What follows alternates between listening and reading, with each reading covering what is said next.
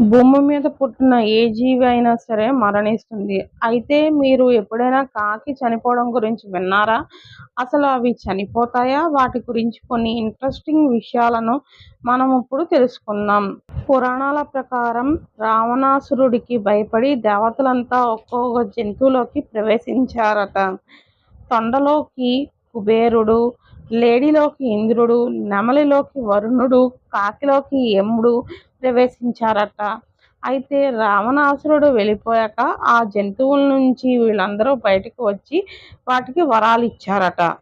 అందులో భాగంగానే యముడు కాకికి కూడా ఓ వరం ఇచ్చాడట. అది కాకి బలవన్మరణం తప్ప స్వతహాగా దానంతట అది చనిపోదు. కాకికి మరణం ఉండదని వరం ఇచ్చాడట. అంతేకాకుండా కాకులకు ఎవరైతే పిండం పెడతారో, కాకి ఎవరి పిండం అయితే తింటుందో వారికి నరక బాధ నుంచి విముక్తి కలుగుతుందని చెప్పాడట. అలా కాకులకు పిండ ప్రదానం చేస్తారు.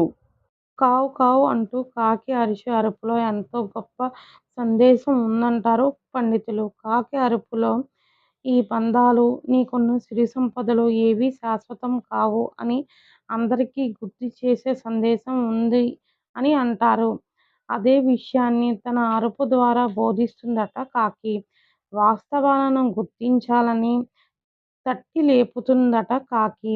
కాకికి ఎక్కడైనా ఆహారం కనిపిస్తే ఆ కాకి ఒక్కటే వెళ్ళి తినదు. కావు కావు అంటూ అరిచి తన తోటి వారిని పిలుస్తుంది. అన్ని కాకులకు సందేశం పంపి గుమికూడి అన్ని కాకులు కలిసి ఆహారం ఆరగిస్తాయి. అది కాకి జీవితం నుంచి మనుషులు కూడా నేర్చుకోవాల్సిన గొప్ప గుణం. శత్రువుల గురించి వెంటనే అన్ని కాకులకు సందేశం పంపి అన్ని సమీకరణ చేసి సంఘటితంగా పోరాటం చేపడతాయి కాకులు. ఆడకాకి, మగకాకి కలవడం ఎప్పుడైనా చూశారా?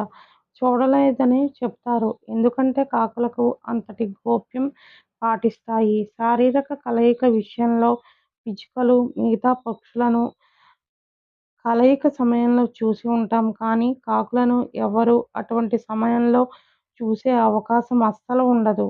కాకులకు ఉండే నీతి అది. అంతటి విచక్షణ కాకులకు సొంతం. పరుల కంట పడకుండా ఎంతో గోప్యంగా కలుస్తాయి. కాకుల్లో ఉండే మరో గొప్ప గుణం మనుషులు కూడా నేర్చుకోవాల్సిన అవసరం ఉందని ఖచ్చితంగా చెప్పాల్సిందే. ఒక కాకి మరణిస్తే కాకులన్నీ గుమికూడి అరుస్తాయి.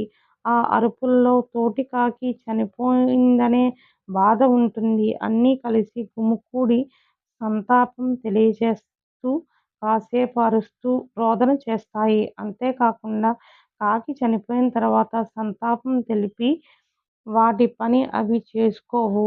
స్నానమాచరించి గూటికి చేరుతాయి.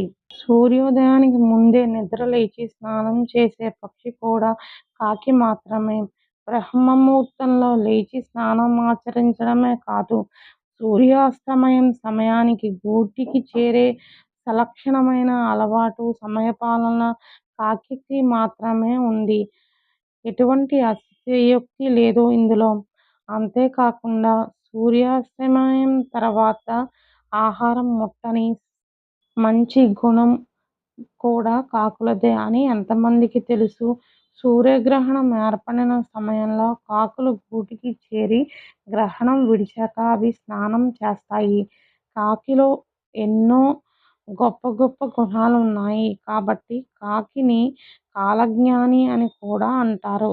ఇలా చెప్పాలంటే మనుషులు కూడా కాకుల్ని చూసి నేర్చుకోవాల్సింది చాలా చాలా ఉంది అని అనటంలో ఎటువంటి అతిశయోక్తి లేదు.